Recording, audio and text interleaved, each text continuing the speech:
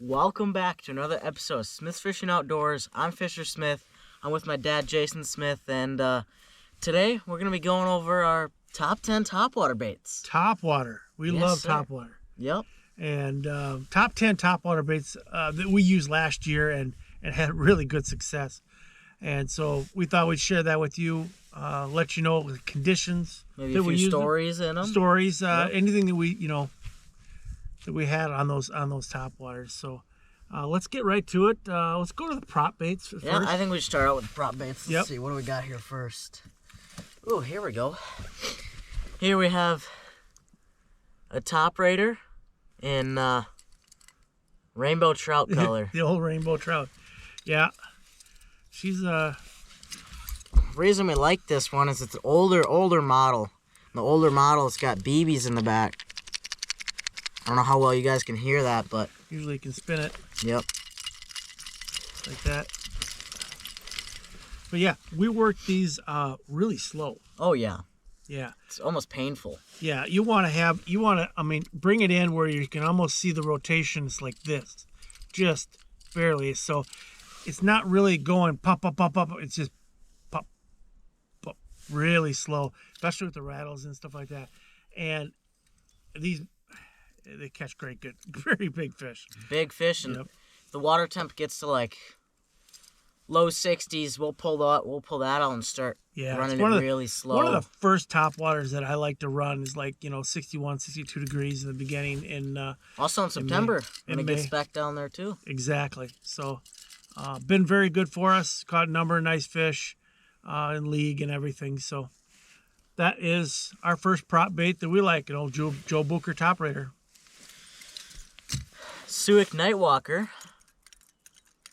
A bit of a louder topwater. It's got a little bit of a squeal, but runs real low in the water, which is really nice. But it's got a nice little squeal to it. I like the metal on metal sound. Good hookup ratio. You notice how it has a little drop down leg right there, so it does have a better hookup ratio in the back. Been a very good bait. Got a little more louder pop, so when you need that, especially if you got a good chop, maybe getting into closer to midsummer, you need a little bit louder. Yeah, or you got like a 6-inch chop or something like that. It's nice to have that good pop, pop, pop, pop, pop, pop, pop. So, okay. Ooh, got a little sister. Yeah, I like the little sister from Chaos. Really nice pop to it. Another one of those louder pop baits, but it does ride lower in the water along with the Nightwalker does. But this thing's just... Definitely get your hands on one of those from Chaos Tackle. The little sister. Beautiful.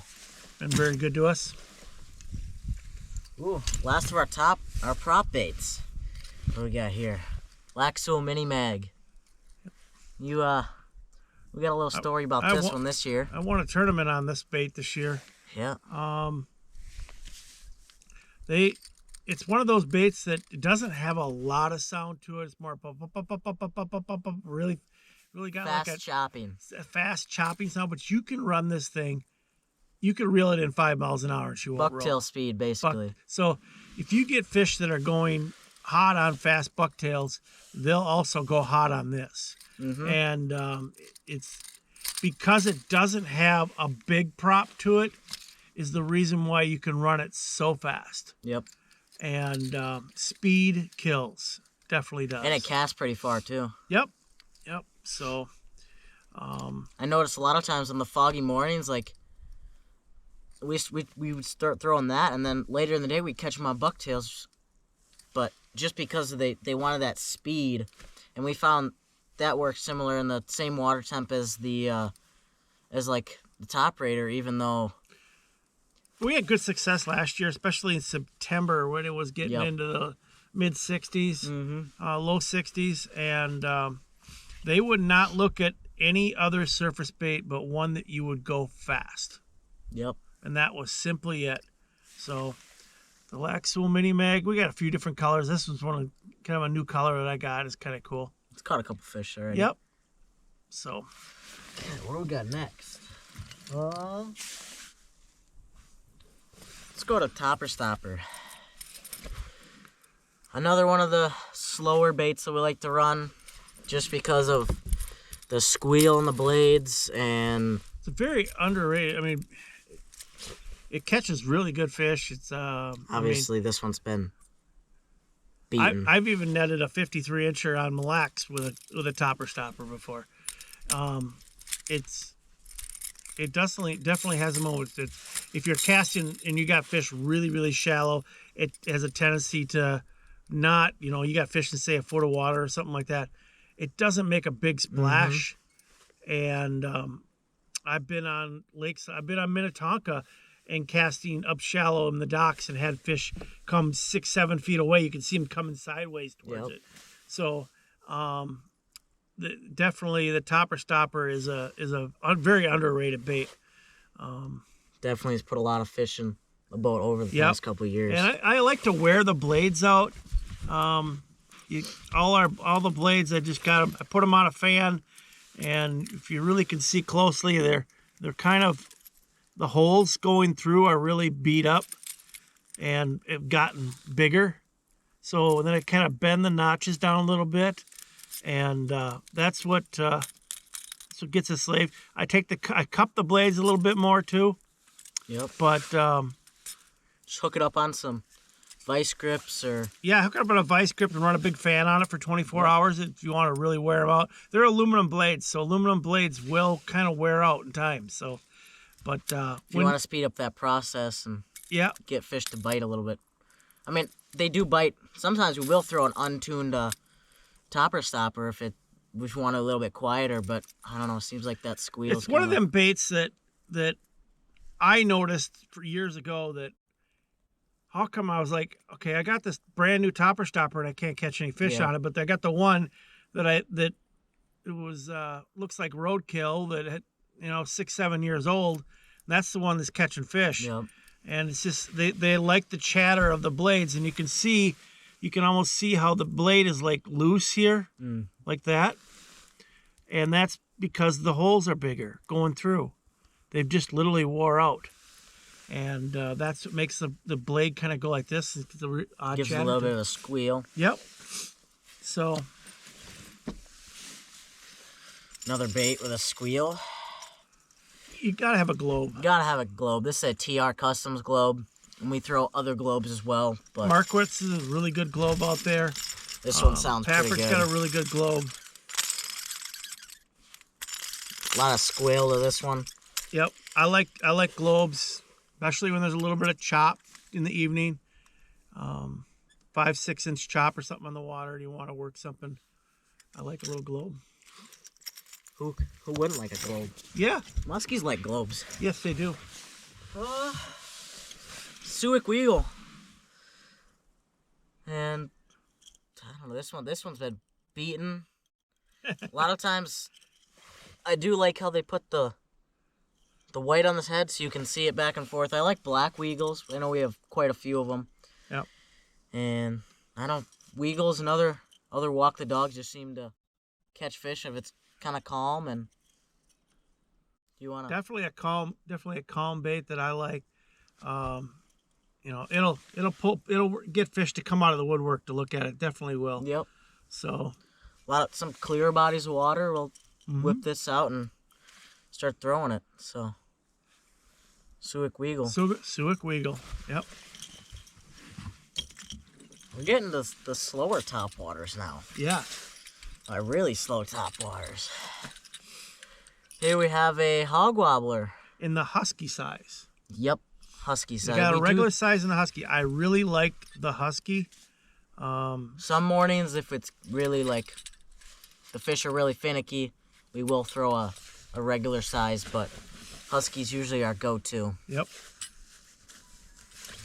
A little tip that we like to do, along with similar to the topper stopper, is they got these screws in the middle, and you spin it out a couple of times just to give it wider gap. Wider gaps, so you can run it faster. The screws are like 2 or 3 inches long. They're really long in the end of the bait, so you can get one turn to make it a little wider. When you do that, you can work a hog wobbler a lot faster, going straight in. Another tip is just put just put a split ring in the front. Otherwise, it's gonna be terrible. It's very tough to get a snap on there if you put a split ring on there. I wish they would the manufacturer put a split ring on at the beginning. But this is made by Moldy's Lure Company in Chippewa Falls. The Hog Wobbler, Husky Hog Wobbler. So caught a lot of nice fish on them.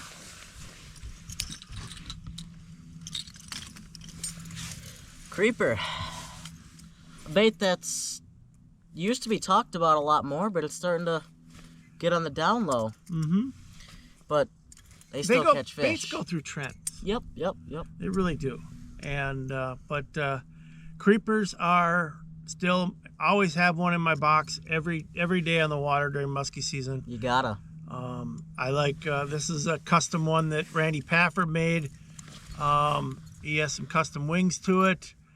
Spreader bars, I really like when they put spreaders on them. You get a lot of fish that just come up and they nip the back. Yep. So spreaders are the way to go when it comes to creepers, in my opinion, compared to one hook off the back. But at least the hookup ratio is a little bit better. And then on the bottom, I shrink wrap it right here. Keeps that hook a little more stabilized. Yep. And you can see the teeth marks in the shrink wrap. So this one's definitely been down the road a little bit. But creepers are great baits. Great baits. Great baits for if it's the sun just went down past the trees and it's getting dark. I literally will not throw one, and it's just my personal opinion. Yep. I won't throw one until it's dark. Mm-hmm. Literally, it's getting to where you can't really see your bait out there. That's when I want to have it on. We got 15 minutes left of our league night, and we're like, oh, let's catch a big one. The last 25 casts is always with a creeper. So, but what do we got left? Our favorite baits. Last of our favorite topwater. Gotta have a flaptail. Yep. Gotta. Yep. This is a Babe Campbell's flaptail. We literally got second in league last year. From that one night, we went out and got a couple of low 40s. I think it was on this flaptail. It was on a TR. It was on a TR custom flaptail. But flaptails in general. TR makes Customs. A really good one. This is Babe Campbell's Rich Doctor. What he does to this one is he puts a little copper ring in the back. It almost looks like a penny. It's a cap. Yep. And then this his blades nick off it, and it seems like Wisconsin fish like it, but every time we're in Minnesota and we seem to throw this, they just go crazy. Yeah, those Leech Lake fish, midday. Yep, they like loud topwaters. They like loud topwaters, and that's why they like globes too. We play around when we go to Minnesota. We'll play around with multiple brands of flaptails.